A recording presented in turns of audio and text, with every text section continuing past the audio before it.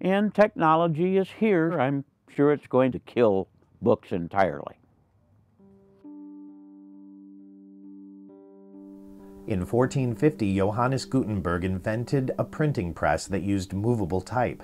This technological advancement lowered the cost of the printed book and made it possible to print them in mass quantities. It has remained the standard method of collecting and storing information to the present day. In November 2007, Amazon introduced the Kindle first generation e-reader. It sold out in 5.5 hours. In November 2009, Barnes & Noble introduced the Nook e-reader. Overwhelming pre-orders caused the device to be sold out before Christmas. Customers would have to wait for months for more. Pundits have begun to predict that the death of the printed book is near.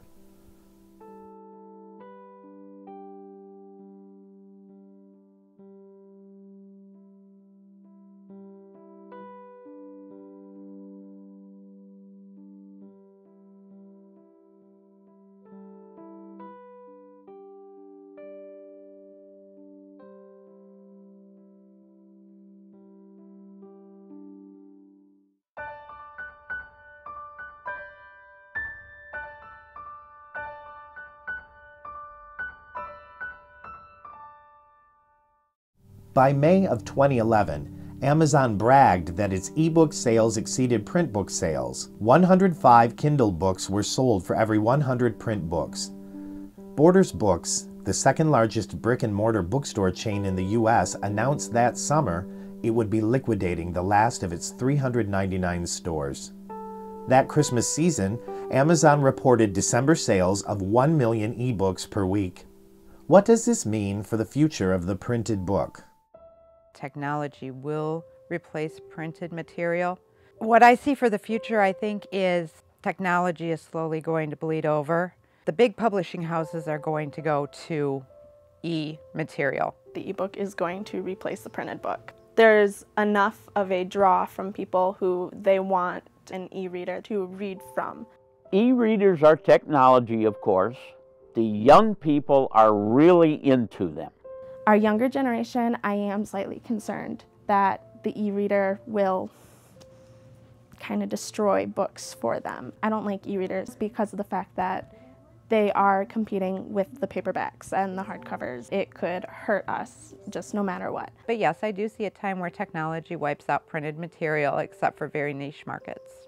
If you tell everybody that the only thing available is going to be ebooks, then that's what everybody's going to go and get.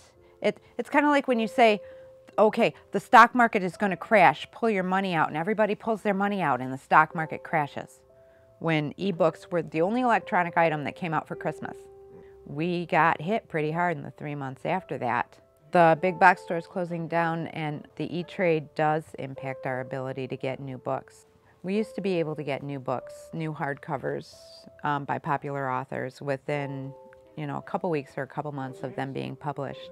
And now sometimes we don't get them at all till they are put out in paperback. We're only getting a very limited new book section, and we're getting all the authors that we get in all the time anyways. We're not getting like teen fiction, which we have a huge teen draw. So without our big box stores, there's a ton of our inventory that we can't get. We've definitely lost our current hardcover business pretty much.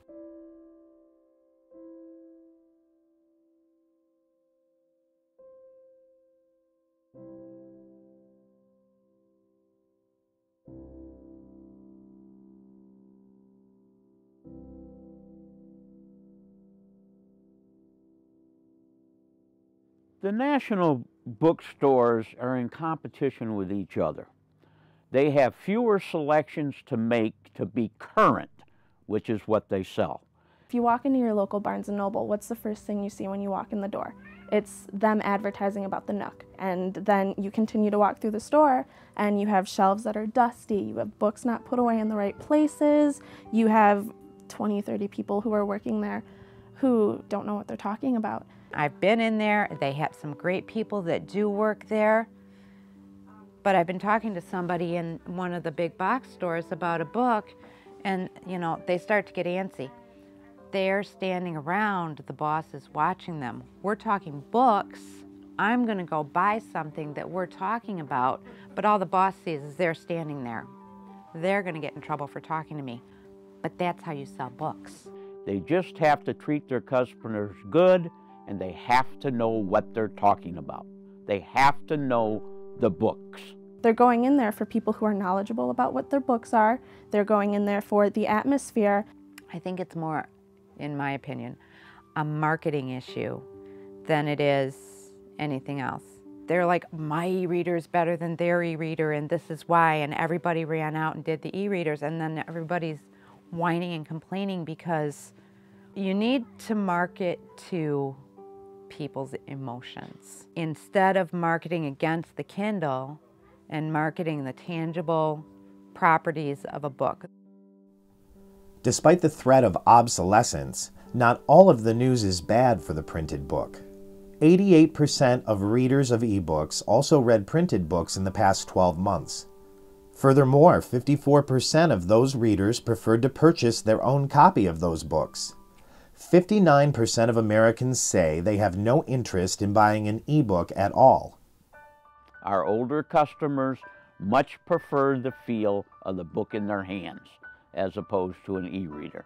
Eventually, people will realize that, they'll start going back to the paperbacks and the hardcovers. Because I sell a reading experience. I sell education. I sell recreation. The homey feeling of sitting down with a book, a cup of tea, a cat curled up on your lap. It's better to be able to hold a book and flip the pages and look and see how much of a book you still have left.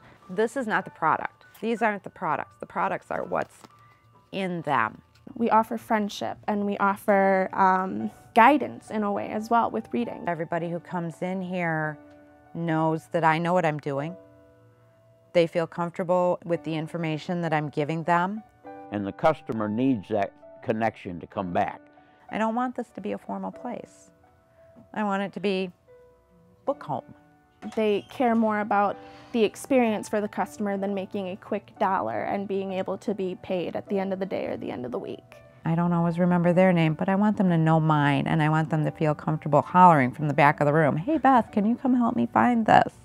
People come to us because that's what we do. We do books. We offer a bookstore setting with people who know what they're doing. Books obviously everywhere. We have a grumpy cat. We offer what people want and what people find to be cozy. That person remembers that I helped them.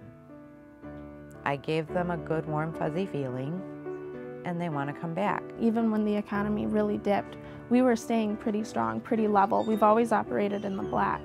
Under normal circumstances, the economy affects our sales. If it goes bad, our sales normally go up. And I believe part of that is because when the economy dropped, we were still able to sell books for $1, $2, $3, $4, $5, and people were able to come and stock up for a whole month and only spend $20, $30 on it. We basically have all the work that we can handle. In an independent bookstore or a used bookstore, you are going to find a greater variety because we're looking for the niche customer. We're looking to have that special something that you can't necessarily find somewhere else. I think that we have a stronger business community if we all work together. You have to love what you do. You have to have a real passion for it or you're not going to be good at it. Here we're addicted. Demand for the printed book actually appears to be robust for now. The ebook may one day become the predominant reading format, but in the meantime, the printed book will maintain its 500-year legacy well into the future.